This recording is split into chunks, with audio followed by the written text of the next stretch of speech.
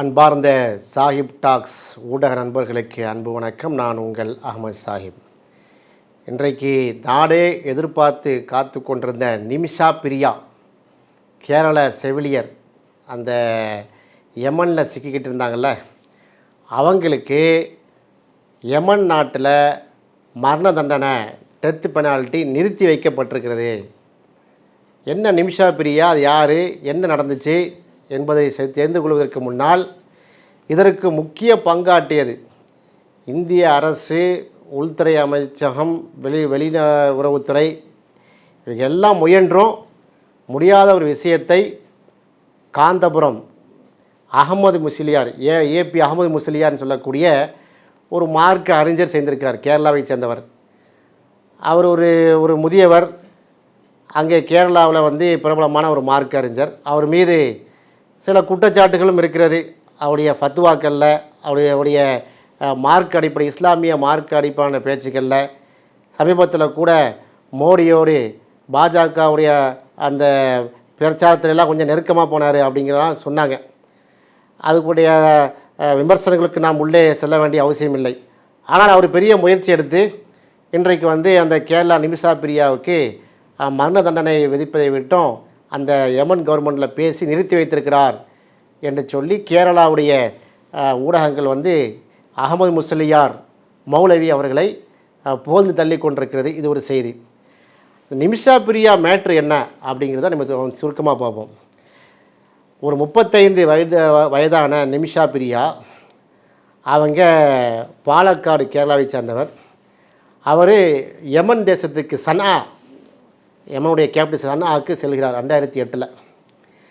தலால் அப்துல் மெஹதின்னு சொல்லக்கூடிய யமனி அரபு நாட்டவர். அவர் ஒரு கிளினிக் திறக்கிறார். அந்த கிளினிக்காக வேலைக்காக செல்கிறார். பார்ட்டர் லெவலுக்கு அவர் போயிட்டார்.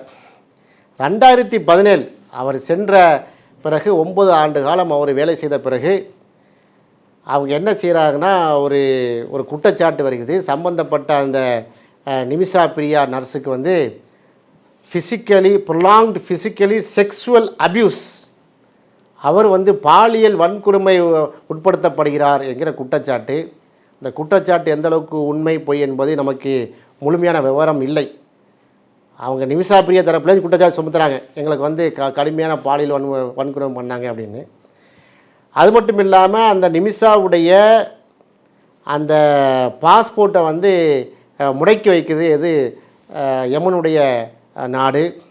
இப்படி செல்கிறது. ஏன் முடக்கி வைக்கிறதுன்னு சொன்னால், அந்த தலால் இருக்கார்ல, அவருடைய ஓனர் அப்துல் மெஹதி, தலால் அப்துல் மெஹதி இருக்கார்ல, அவர் ஓவர்டோஸ், அதிகமான மருந்துகளை ஓவர்டோஸ் பண்ணி அவங்க என்ன பண்ணுறாருன்னா, வாட்டர் டேங்கில், தண்ணி தொட்டியில் என்ன செஞ்சது, இந்த நிமிஷா பிரியா தன்னுடைய ஓனரை கொலை செய்து தண்ணி தொட்டில் அடக்கம் பண்ணிட்டார் என்று ஒரு செய்திகளும், துண்டு துண்டாக வெட்டிட்டாப்ல அப்படிங்கிற ஒரு செய்தியும் பேசப்படுகிறது. இது குறித்த வழக்கு 2018 யமன் நாட்டில் அது நீதிமன்றத்தில் தொடங்கியது. அதனால் நிமிஷா பிரியா ஊருக்கு வர முடியல, கேரளாவுக்கு வர முடியவில்லை. கொலை செய்தது யார்? நிமிஷா பிரியாவும் அவரோடு சேர்ந்த இன்னொரு நர்ஸும் சேர்ந்து பண்ணியிருக்காங்க என்பதுதான் வழக்குடைய தீர்ப்பு. அதை பொறுத்த 2023, அதாவது 2020 நிமிஷா பிரியா குற்றவாளி என்று சொல்லி அவருக்கு மரண தண்டனை தான். ஏன்னா அங்கே யமன் நாட்டை பொறுத்தவரையில் அது ஒரு அரபு தேசம். சவுதி அரேபியா மாதிரி தான் அங்கேயும் சட்டம். கொலைக்கு கொலை தான், புரியுதா? கொலைங்கெல்லாம் அங்கே அரபு நாட்டில் இருக்கக்கூடிய இஸ்லாமிய சட்டம் நடைமுறை இருக்கக்கூடிய தேசத்துலலாம் ஈஸியாக கொலைலாம் செய்ய முடியாது. நம்ம நாடு இந்தியாவில் தான் நிமிஷத்துக்கு 4 கொலை நடந்துகிட்ருக்கோம். வாழை கொலையை சரிச்ச மாதிரி சரிச்சிட்ருக்காங்க. அங்கெல்லாம் அப்படி அல்ல. ஒருத்தன் கொலை செய்தானா, கொலை செய்தது நிரூபிக்கப்பட்டு விட்டதுன்னு சொன்னால் தலையை வெட்டிடுவாங்க. ஒருத்தனுக்கு வெட்டுவான் 10 வருஷத்துக்கு கொலைங்கிற பேச்சே நடக்காது. அத்தனை பேரும் பார்க்குற மாதிரி ரோட்டில் விட்டு வெட்டிட்டு போயிடுவான். அந்த சட்டம் நடைமுறையில் இருக்கக்கூடிய இடத்துல இந்த நிமிஷா பிரியா இப்படி ஏன் செய்தார்கள் என்றால் கேள்வி. உழைக்க போகிற இடத்துல, சம்பாதிக்க போகிற இடத்துல அந்த நாட்டுடைய சட்டத்தை தெரிஞ்சுட்டு போகணும். உங்களுக்கு பாலியல் வன்புறை இருக்குதுன்னு சொன்னால் அதுக்கும் பயங்கரமான சட்டம் நாட்டில் இருக்குது. ஒரு இப்படி வீடியோ சோசியல் மீடியாவில் ஒரு வீடியோ போட்டிருந்தால் போதும் அவ்வளோ போலீஸ் விசாரணை போயிருக்கும். இன்னும் சொல்ல போனால் சவுதி அரேபியாவை விட யமனுடைய சட்டம் ரொம்ப ஸ்ட்ரிக்டாக இருக்கும். சவுதி அரேபியா 25 ஆண்டுகளுக்கு முன் எந்த அளவுக்கு சரியாலால் வந்து ரொம்ப ஸ்ட்ரிக்டாக இருந்தாங்களோ, ரொம்ப கண்டிப்போடு இருந்தார்களோ, அது போன்ற கண்டிப்பு யமன் நாட்டில் இப்போ இருக்குது. இந்த ஹூத்தீஸ்னால் சொல்கிறோம்ல, இஸ்ரேலை எதிர்த்து அமெரிக்காவை எதிர்த்து ராக்கெட்லாம் விட்றாங்க, எல்லாம் அந்த யமன் நாட்டில் உள்ளவங்க தான். அப்படிப்பட்ட சட்டம் அந்த நாட்டில் தான் இந்த காந்தபுரம் அகமது முஸ்லியார் பேசி அந்த நர்ஸுக்கு என்ன பண்ணியிருக்காங்க, நிறுத்தி வைத்திருக்காங்க. ஏன்? இஸ்லாமிய சரியா லாவை பொறுத்தவரையில் பாதிக்கப்பட்டவன் மன்னித்தால் தண்டனை கிடையாது. இப்போ வந்து என்ன வந்து ஒரு ஆளை கொலை பண்ணான்னு வைங்க, ஒரு அப்துல் ரஹ்மானை வந்து என்ன செஞ்சார், அப்துல் கதர் கொலை பண்ணி விட்டார். அப்துல் ரஹ்மானுக்கு வந்து மனைவி மக்கள் இருப்பாங்கள்ல, அவங்க மன்னிக்காத வரைய அப்துல் காதர் வந்து கொலையாளி தான், தலையை எடுத்துருவாங்க. அவங்க மனைவி மக்கள்லாம் மன்னித்து விட்டு விட்டார்கள்னு சொன்னால் அந்த கொலைக்கு பாகரமாக ஈட்டு தொகை எத்தனை லட்சம் கேட்குறாங்களோ, எத்தனை கோடி கேட்குறாங்களோ அவங்க இவங்க கொடுக்கணும். இதுதான் அந்த அந்த சரியாவுடைய அல்லா. இல்லை எங்களுக்கு பணம்லாம் தேவையில்லை, ஈட்டு தொகைலாம் தேவையில்லை, நீங்கள் வந்து சட்டத்தை அமல்படுத்துங்கள் என்று அவங்க ஃபேமிலி சொல்லிட்டாங்களாம். சொல்லிவிட்டால் நிச்சயமாக நிச்சயமாக தயவு ஜாட்சணியம் இல்லாமல் வந்து அவங்க தண்டனை கொடுத்துருவாங்க. ஏன்னா பாதிக்கப்பட்டவன் பக்கத்தில் தான் நிற்க வேண்டும் என்பது தான் இஸ்லாமிய சட்டம்.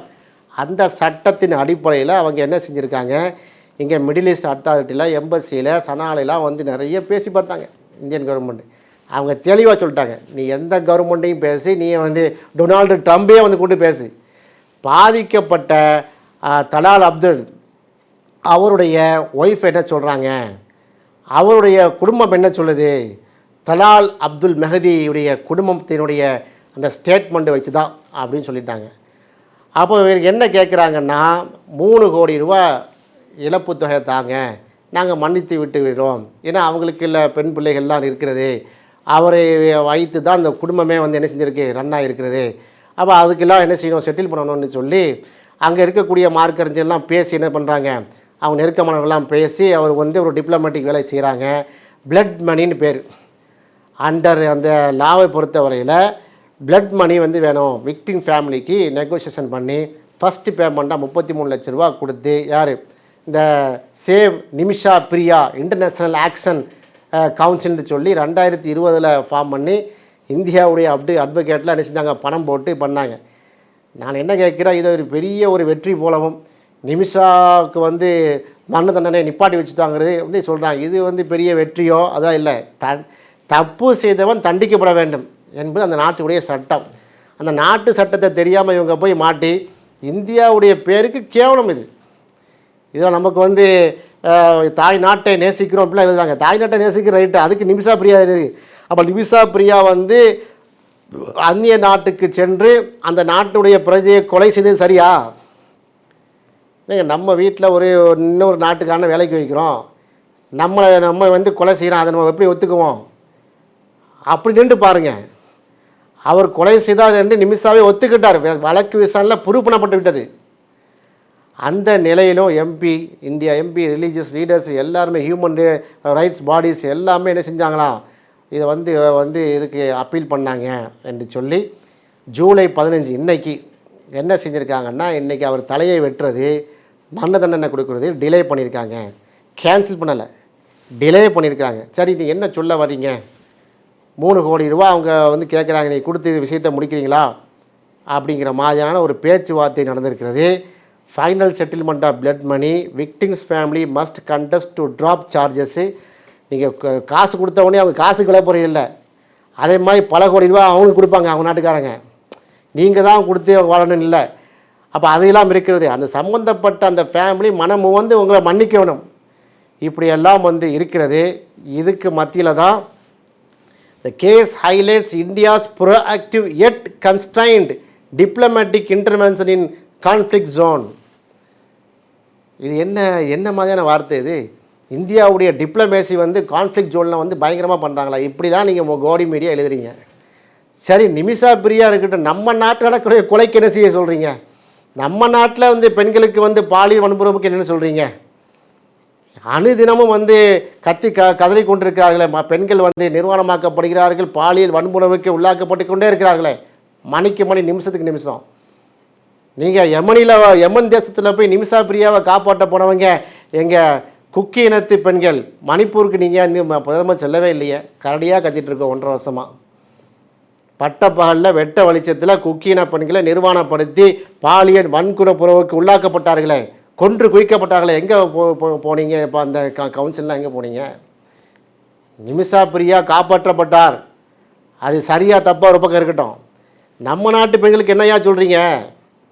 குஜராத் பெண்களுக்கு நீதி கிடைச்சிச்சா? பெஸ்ட்டு பேக்கரி வழக்கில் வந்து பாதிக்கப்பட்ட நீதி கிடைச்சிச்சா? இல்லையே. பல்கிஸ் பானு கேஸு வழக்கில் நீதி கிடைச்சிச்சா? குஜராத் கலவரத்தில் பல்லாயிரக்கணக்கான இஸ்லாமிய சகோதரிகளை வயிற்றை குற்றி கிழித்து சூலாயத்தில் வந்து சிசுவை குத்தி எழுத்தி பெட்ரோல் எடுத்து கொளுத்துனாங்களே, அதுக்கு நீதி கிடைச்சிச்சா? தினமும் வந்து ஆசிஃபாக்களுடைய குரல் ஒலித்து கொண்டே இருக்கிறதே. அப்போ அதனால் எக்ஸிக்யூஷன் வந்து லாஸ்ட் மினிட் செட்டில்மெண்ட் அந்த ட்ரைபல் ரீஜனில் வந்து முடிவு பண்ணியிருக்கோம் என்று சொல்கிறார்கள். ஒரு வகையில் நிமிஷா வந்து காப்பாற்றப்பட்டிருக்கிறார், இது இந்தியாவுக்கு மிகப்பெரிய பெருமை என்று ஒரு கூட்டம். நிமிஷா வந்து தண்டிக்கப்பட வேண்டும் என்று இன்னொரு கூட்டம். 2 விதமாக இருக்கிறாங்க. நாம் என்ன சொல்கிறோம்? நிமிஷா இருக்கட்டும், நம்ம நாட்டுடைய நிமிஷாக்களை என்ன செய்ய போகிறீர்கள் என்பதை இந்த காணொலி வாயிலாக ஒரு கேள்வியை தொக்கி வைக்கிறோம். மீண்டும் காந்தபுரம் அகமது முசலியாருக்கு வர்றேன். அவர் ஒரு இஸ்லாமியராக இருந்தார், அவர் ஒரு மௌலவியாக இருக்கிறார் என்பதால் வந்து ஊடகங்கள்லாம் அதை மறைக்குதா? இதே ஒரு மோடி அமித்ஷா சேர்ந்துருந்தால் என்ன செஞ்சுருப்பாங்க? பார்த்தீங்களா, பாரத் மாதா கே ஜெய், எப்படிப்பட்ட மோடி தெரியுமான்னு சொல்லியிருப்பாங்களே. ஏன் ஒரு முஸ்லீம் பாய் பேசியிருக்கார், நிறுத்தியிருக்காரு, அதை சொல்லாமல் என்ன உங்களுக்கு? நாட்டுக்கு பெருமை தானே, எங்கள் நாடு ஜெயிச்சுட்டுன்னு அப்படியே சொல்லுங்கள். அப்போ இதில் கூட ஒரு நியூஸ் வெளியிடக்குள்ள இவ்வளோ பாகுபாடு வேண்டுமா என்பதைத்தான் என்பதையும் சேர்த்து இந்த காணொலி வாயிலாக நாங்கள் என்ன செய்கிறோம், வெளியிடுகிறேன். பார்க்கலாம் நிமிஷா பிரியா வந்து வழக்கு இறுதியில் எப்படி முடிகிறது என்று பார்ப்போம். இணைந்திருப்போம். இது போன்ற காணொலியில் உங்களுக்கு வர வேண்டும் என்று சொன்னால் சாஹிப் டாக்ஸ் ஊடகத்தை சப்ஸ்கிரைப் பண்ணுங்கள். நன்றி.